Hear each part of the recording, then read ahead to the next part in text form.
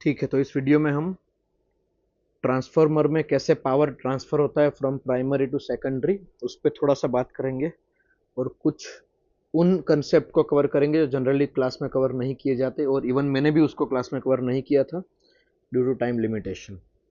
तो इस पूरी जो कैलकुलेशन होगी उसमें एक इंपॉर्टेंट एजम्पशन ये है कि primary side is only inductive. तो इंडक्टर कौन है?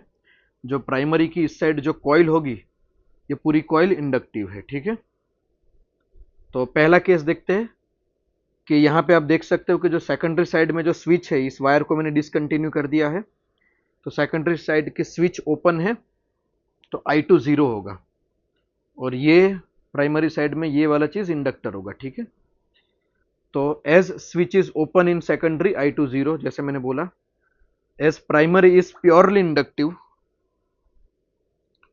Phase difference between I1 and E1। ठीक है, ये जो अप्लाइड वोल्टेज है V1, मैं इसको थोड़ा सा नाम चेंज कर देता हूं, अप्लाइड वोल्टेज जो V1 है और प्राइमरी में जो करंट है I1, प्राइमरी का जो करंट है I1, उनके बीच में कितना फेज डिफरेंस होगा? 90 डिग्री का। और इवन यहां पे वोल्टेज लीड करेगा। प्लस इंडक्टर है और अगर सिर्फ इंडक्टर हो तो आप जानते हो एवरेज पावर जीरो होता है, इसलिए प्राइमरी में भी पावर ट्रांसफर जीरो होगा और सेकेंडरी में तो करंट ही जीरो है तो सेकेंडरी का भी पावर ट्रांसफर जीरो होगा।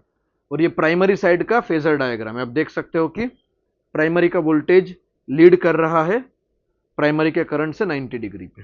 ठीक है, अब मैंने ये वाली स्विच, देखो यहाँ पे जो स्विच थी वो क्लोज कर दी तो ये करंट फ्लो होना स्टार्ट हो गया I2, तो switch in secondary is closed. अब as we have already seen in class, ये हमने ऑलरेडी फॉर्मूला डिराइव किया था, याद हो तो, नेगेटिव साइन आती है क्योंकि प्राइमरी और सेकेंडरी में बीच में 180 डिग्री का फेज डिफरेंस होता है, ये मैंने आपको क्लास में करवाया था। तो so EMF induced in the secondary has 180 degree phase difference with V1, मतलब प्राइमरी के वोल्टेज और सेकेंडरी के वोल्टेज में 180 डिग्री का फेज डिफरेंस होगा। और सेकेंडरी में हमने सिर्फ रेजिस्टेंस लगाया, यहाँ पे आप देख सकते हो कि सेकेंडरी में सिर्फ रजिस्टर लगा है, तो सेकेंडरी में सिर्फ रेजिस्टेंस लगा है तो I2 is in phase with V2। हम जानते हैं कि रेजिस्टेंस में क्या होता है, उसके अक्रॉस वोल्टेज और उसके थ्रू करंट सेम फेज में होते हैं। तो अब इस फेजर डायग्राम को अच्छे से देखो, ये प्राइमरी का वोल्टेज था जो प्राइमरी के करंट से 90 जितना आगे था, और प्राइमरी के वोल्टेज और सेकेंडरी के वोल्टेज में 180 का फेज डिफरेंस था, और सेकेंडरी का करंट और प्राइमरी का करंट का फेज सेम था। ठीक है, यहां पे हमने लिया हुआ है। अब सबसे इंपॉर्टेंट बात, यहां से नई चीज स्टार्ट होती है थोड़ी सी, कि now this I2 induce its own flux in the core which link with primary. तो जैसा सेकेंडरी, यहां पे जैसा सेकेंडरी में करंट फ्लो होगा, ये करंट खुद एक नया फ्लक्स प्रोड्यूस करेगा जो प्राइमरी के फ्लक्स, प्राइमरी कॉइल से लिंक होगा। बट प्राइमरी को हमने ईएमएफ सोर्स से कनेक्ट किया, आप देख सकते हो प्राइमरी को तो मैंने सोर्स से कनेक्ट किया है, तो इसके अक्रॉस ईएमएफ चेंज नहीं हो सकता क्योंकि सोर्स का काम ही ये है अपने अक्रॉस पोटेंशियल डिफरेंस से ईएमएफ को मेंटेन रखना। तो यहां पर लिखा है कि as primary is connected with EMF source it's net EMF can not be change. तो इस केस में क्या होगा फिर कि भाई flux induced by I2 and linked with primary can not induce any other EMF in primary. तो भाई I2 जो सेकेंडरी में करंट फ्लो हुआ, उस करंट ने जो फ्लक्स बनाया वो फ्लक्स प्राइमरी के साथ लिंक हुआ, और वो प्राइमरी का फ्लक्स प्राइमरी में कोई नया ईएमएफ इंड्यूस नहीं कर सकता। क्यों? क्योंकि उसके साथ सोर्स जुड़ा हुआ है। अब ऐसा होगा कैसे भाई, फ्लक्स तो लिंक है ही, तो फैराडे बोल रहा है भाई फ्लक्स लिंक है, फ्लक्स में चेंज हो रहा है तो ईएमएफ तो इंड्यूस होना ही चाहिए। तो ये तभी हो सकता है कि जब प्राइमरी में एक और करंट फ्लो हो जाए और वो करंट, ध्यान से समझना, प्राइमरी में एक और करंट फ्लो हो और वो करंट एक ऐसा फ्लक्स प्रोड्यूस करे जो सेकेंडरी वाले फ्लक्स को कैंसिल कर दे। वापस रिपीट कर रहा हूं, मैंने स्विच क्लोज की, सेकेंडरी में करंट फ्लो हुआ, सेकेंडरी के करंट ने फ्लक्स बनाया जो प्राइमरी के साथ लिंक हुआ, वो फ्लक्स चेंज होगा क्योंकि सेकेंडरी का करंट चेंज हो रहा है, और फैराडे कहता है अगर फ्लक्स चेंज हो रहा है तो ईएमएफ इंड्यूस होना चाहिए, लेकिन प्राइमरी में एक ईएमएफ सोर्स लगा है तो वो ईएमएफ इंड्यूस नहीं हो सकता। तो प्राइमरी में एक ऐसा करंट फ्लो होना चाहिए कि वो करंट सेकेंडरी वाले फ्लक्स, मतलब उस करंट का फ्लक्स, प्राइमरी में जो नया करंट प्रोड्यूस होगा उस करंट का फ्लक्स सेकेंडरी वाले फ्लक्स को कैंसिल कर दे। तो प्राइमरी में एक नया करंट इंड्यूस होगा I1 डैश, ध्यान से समझना, प्राइमरी में ऑलरेडी एक करंट इंड्यूस हो ही रहा था I1, ये वाला करंट ऑलरेडी एक था, अब एक नया करंट इंड्यूस होगा I1 डैश। अब ऑब्वियसली इस I1 डैश को इस I2 वाले I2 से जो फ्लक्स प्रोड्यूस हुआ उसको कैंसिल करना है, तो I1 डैश कैसा होना चाहिए, I2 से ऑपोजिट होना चाहिए। तो आप देखो तो नया जो फेजर डायग्राम बनेगा वो I2 के फ्लक्स को काटने के लिए ये रेड कलर का I1 डैश प्रोड्यूस होगा।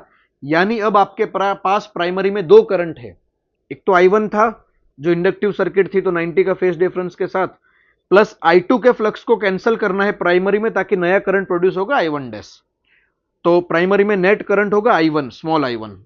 ध्यान रखना प्राइमरी में तीन करंट हो गए, एक तो कैपिटल I1 डैश और स्मॉल I1 नेट करंट है। अब फॉर्मूला समझते हैं कि कैलकुलेशन ऑफ पावर। तो देखो प्राइमरी में पावर का फॉर्मूला क्या हो जाएगा, वोल्टेज का ईएमएफ मतलब आरएमएस वैल्यू, नेट करंट की RMS value into cos phi. cos phi क्या है यहाँ पे देखो, अब देखो फाई क्या है, यहाँ पे फाई नेट करंट प्राइमरी का और नेट वोल्टेज प्राइमरी के बीच का फेज डिफरेंस है, और वही पावर में आता है, हमने एसी में पढ़ रखा है। अब नेट करंट कितना है, तो ये वाली चीज है नेट करंट। अब आप इस फेजर डायग्राम में देखो तो I1 cos फाई को क्या लिख सकते हो, I1 cos फाई को क्या लिख सकते हो, I1 का cos phi component I1 dash, यानी प्राइमरी के पावर का फॉर्मूला हो जाएगा V1 I1 डैश, और सेकेंडरी के पावर का फॉर्मूला तो सिंपल है V2 I2, क्योंकि दोनों एक ही, दोनों के बीच में कोई फेज डिफरेंस है ही नहीं, तो सेकेंडरी का पावर V2 I2 है। अब अगर मैं एफिशिएंसी का फॉर्मूला लूं, efficiency is P2 by P1, तो यहां पे क्या हो जाएगा V1 bye I1 dash upon V2 I2, और V1 बाय, और मुझे एक और फॉर्मूला पता है V2 by V1 N2 by N1 है, तो यहां से फॉर्मूला मैं पुट करूंगा एफिशिएंसी का, तो मुझे ये वाला फॉर्मूला मिल जाएगा। यानी यहां पे हमें समझने वाली बात यह है कि जो हमने जो फॉर्मूला याद रख रखा है, जैसे मैंने आपको क्लास में करवाया था कि भाई N2 by N1 is V2 by V1 is efficiency times I1 by I2। लेकिन ये I1 कौन सा करंट है, I1 वो करंट है जो करंट I2 की वजह से जो फ्लक्स प्रोड्यूस हुआ लिंक प्राइमरी साइड में, उसको कैंसिल करने के लिए प्रोड्यूस हुआ। ध्यान रखना ये I1 कौन सा करंट है फॉर्मूला में, ठीक है, इसको बहुत अच्छे से हमें समझने की जरूरत है कि I1 यहां पे कौन सा करंट है।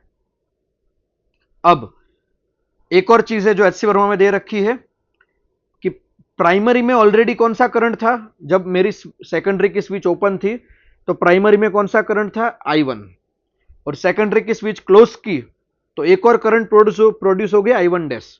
अब एक्सपेरिमेंट ये कहता है कि देखो एचसी वर्मा ने अपने कैपिटल I1 को IS बोल रखा है, मतलब कैपिटल I1 को IS बोल रखा है और I1 डैश को स्मॉल I1 बोल रखा है। तो देखो ज्यादा कंफ्यूज होने की जरूरत, एचसी वर्मा ये कह रहा है कि जब मेरी स्विच ओपन थी, जब यहां पे स्विच ओपन थी इस केस में, और अगर आप इस जगह पे बल्ब लगाओगे, इस जगह पे बल्ब लगाओगे तो बल्ब में ग्लो बहुत कम होगा, ठीक है, और तब ये I1 करंट फ्लो हो रहा था।